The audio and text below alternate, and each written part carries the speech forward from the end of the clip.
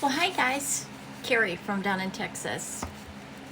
Like most American households, mine is exactly the same. We're talking about the election. We're talking about the assassination. We're talking about all the things that affect us on a daily basis, my husband and I, and our family. We're married 34 years. We have 3 children, 4 grandchildren, and a big extended family. So we talk about all of this every evening as we wind down from our day. And my husband brought up a really, really important point that I hadn't really thought about. And up until this last week or so, I really haven't wanted to get involved in all of this politics. But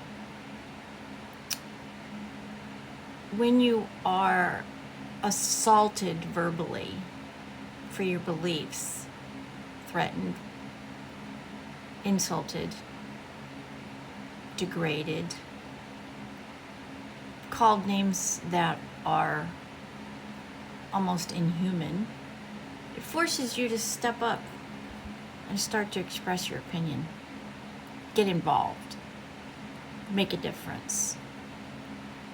So that's what I've decided to do. I respect your opinion, no question. I respect the fact that you have a different belief than I do. I just expect it in return.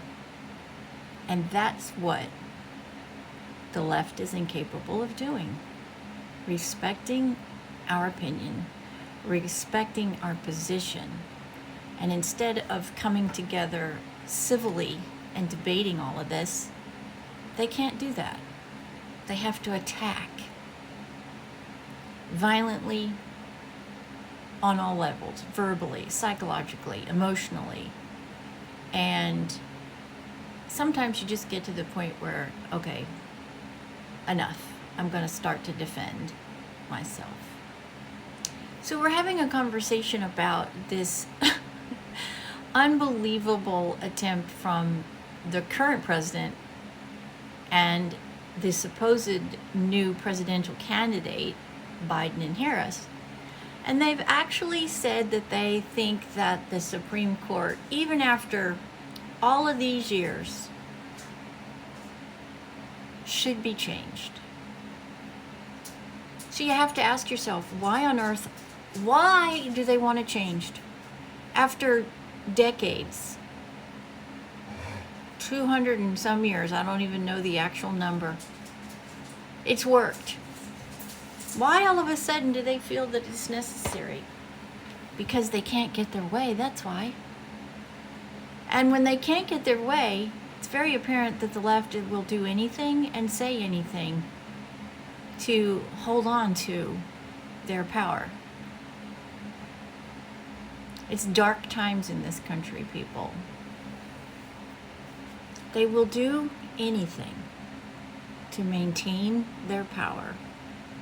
That includes trying to change our Supreme Court, change the makeup, change the fact that it's a lifelong appointment, make all of these changes, when in actual fact the only reason they want to make the changes is so they can hold on to power. They don't stand for the democracy of this land. Their actions show us that. So the question becomes, if you believe in defunding the police to stop providing the American people with the protection that they deserve by our police and our laws, and you believe in defunding that, which the candidate Harris absolutely believes that. Her record shows it. She's on record in videos saying this. Now all of a sudden she wants to change it because she's been caught and she's got previous records, she's got previous videos that show and demonstrate her far leftist, communist, socialist beliefs. You want to defund the police? You don't want the American people to have the protection that they deserve in their homes, in their communities. That's what you want. So if that's really what you want, why on earth do you need to change the Supreme Court? Because if you're going to defund the police, then we don't need any more lawyers, which means we don't need any more judges, which means we don't need to change the Supreme Court. That's a pretty logical conclusion to come to that I think 57 and now almost 58% of the American people would agree with. You don't get to change how this country was established because it doesn't fit into your narrative. Because it could potentially prevent you from holding on to power. The American people will not stand for this. We won't. This is a country that is governed by the people, for the people. You work for the American people. You answer to the American people. And 58% of this country does not agree with you just arbitrarily changing the Supreme Court. It's not going to happen. And it's just another ploy to cause more division, more disruption, and more chaos than we are already living with on a day-to-day basis. So if you're going to defund the police, why on earth do you need more attorneys?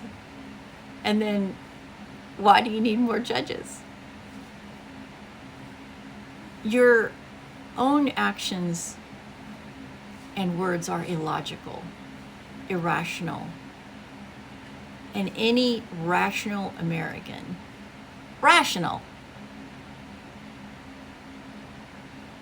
would agree with that. That it's completely and totally a ploy. So you, the elite, can hold on to your power. If there needs to be term limits, the term limits need to be on our Congress. So we don't have career politicians that do nothing but can stay in power for 50 plus years. That's what needs to change. Not changing the basic structure of our land by changing our Supreme Court. Pass this along, my conservative friends. Have you had enough? I sure have.